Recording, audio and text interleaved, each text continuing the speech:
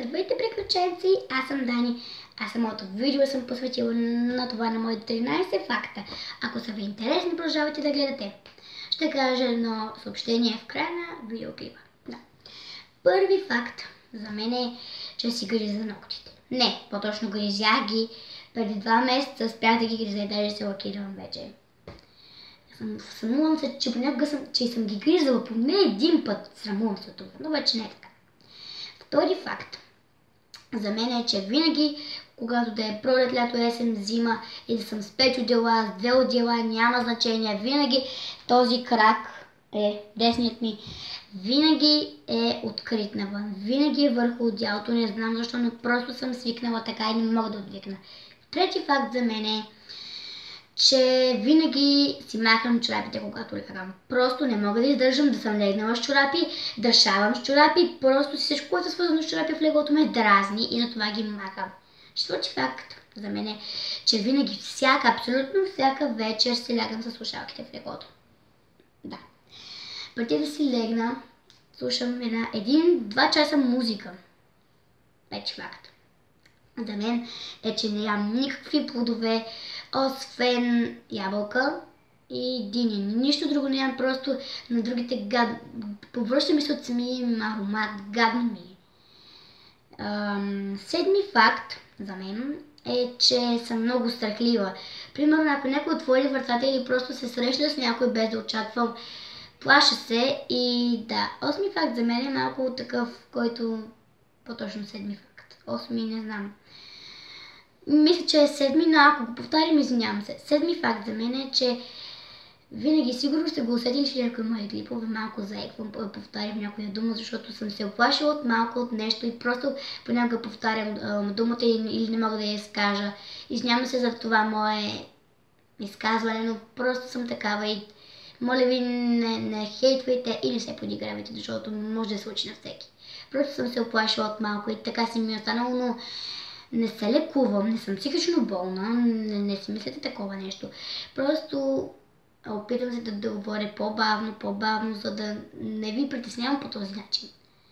Осми факт за мен е, че не харесвам някой да ми говори на главата или просто да ви дунди много на главата, защото се ядосвам и може да кажа нещо, което не искам. Защото мразя някой да ми говори едно и също или да го е казал вчера, да го е казал ония ден и днес и нерви се просто, не знам. Девети факт за мен е, че освен това, че си гриза ногтите, си гриза и кожичките. Това е девети факт за мен, че си гриза кожичките, но вече и това отвикнах, защото намерих една мазнинка, не олигомазнина.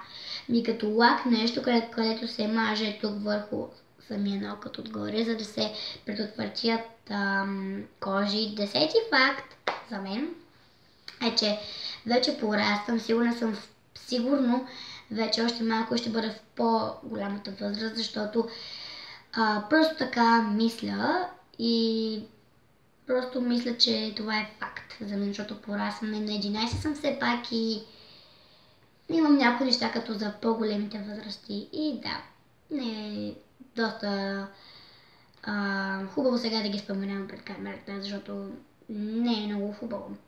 11 факт за мен е, че просто искам да ходя на училище. Това е много рядко срещано при някои деца, някой да иска да ходи на училище. Не защото ми се учи, не го мислете, не ми се учи изобщо.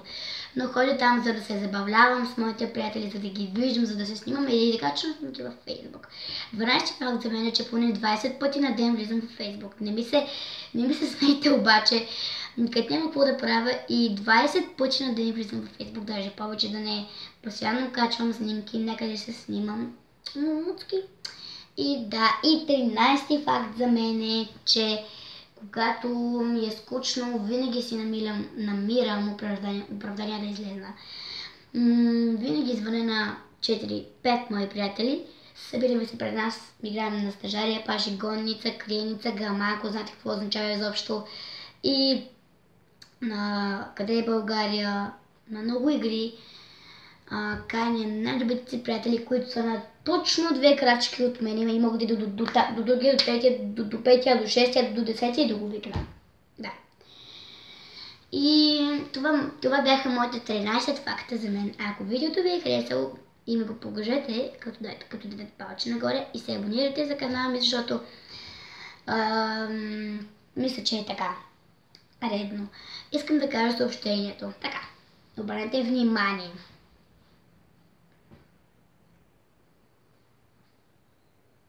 Така, извинявам се за замълчанието, но нещо ми преграхна и за това. Вниманието е, че сега в момента, точно сега в тази секунда реших, че ще направя giveaway. Но, вие решавате. Първо, за да направя giveaway, трябва да събера 60 абоната. 60 абоната. На някое видео поне 20 харесвания. На някое видео качено скоро коментари, 10 коментари или повече. Направя ли 25 25 коментара, правя видео с въпроси и отговори. На това видео събера ли поне 60 гледания, правя giveaway. Запомнете. Първото е абонирайте се, събера ли 60 абоната. Събера ли 60 абоната, 25 коментара и 60 харесвания. Или 10 харесвания, колкото имам повече. Правя видео с въпроси и отговори, които сте ме питали. И чак тогава giveaway. Но вие решавате, ако искате да печелите. Ще имат само 3, които ще печелят. Или само 1, или само 2, не съм решила.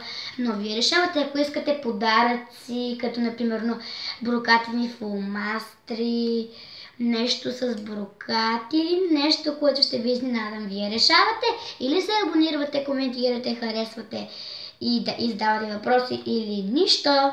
Вие си ми решавате. Искам до утре да имам поне 300 абоната. Моля ви, жалко съм с тези 10, 12, 13 абоната. Моля ви, искам да направя giveaway, но вие решавате. И така е. Чао. И това е от мен. Чао и целувки. Моля ви, не забравяйте да се абонирате. Щом вижте видеото и натиснете subscribe. Това е достатъчно за мен да знаете, да знам, че ме харесвате, че ме подкрепите в това, че съм влогър, ютубър и да се абонирате за канала ми. Много ви обичам всички безкрайно, които сте се абонирали и които не сте. И да, много целувки. Чао!